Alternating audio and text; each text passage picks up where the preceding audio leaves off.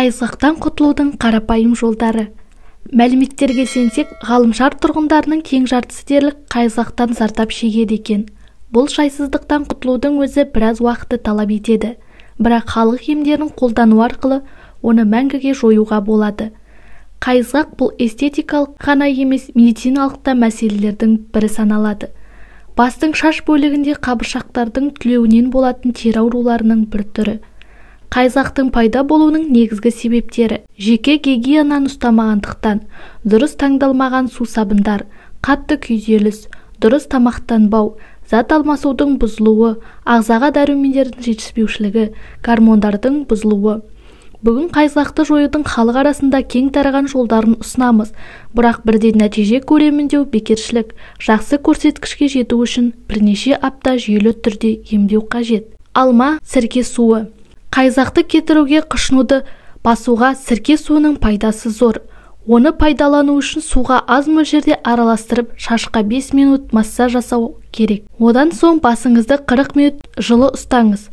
Артынан құрамында сульфаты жоқ сусабынмен жуыңыз. Шай ағашының майы. Табиғи антисептик. Шай ағашының жапырағы эфир майына бай. Оны қолдану арқылы 2 аптада қайызғақты кетіруге болады. Бірақ процедураны 1 айға жалғастырған ләзім. 2 ас қасық сусабынға 10 тамшы май тамызып, шашыңыздың ұшына дейін жағасыз. Тек 3 сағат өткен соң жылы сумен жуып тастайсыз. Қайызғақтан арылған сонда шашыңызды жуғанда 2 тамшы шай ағашының майын қосып отырсаңыз пайдасы мол болмақ. Ас содасы. Бактерияға қарсы жақсы көмектеседі. Ол терідегі жансызданған жасушаларды кетіріп, қайызғақтың азаюына ықпал етеді. Оны шашыңызды жуған кезде сусабынға араластырып қолдансаңыз жеткілікті. Көп ұзамай жақсы нәтижеге қол жеткізесіз. Аспирин. Дәріханаларда сатылатын ацетилсалицил қышқылын косметологтарда жиі пайдаланады. Аса қымбат тұрмайтын дәрі терідегі аурулармен қатар қайызғақты да емдей алады.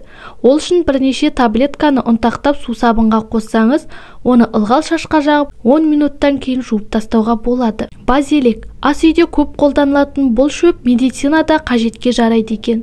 Шаштағы қайызғақты құрту үшін базиликті блендерден өткізіп, маска дайындау керек. Езілген шөпті шашқа жағып, жарты сағаттан кейін ыстық сумен жуасыз.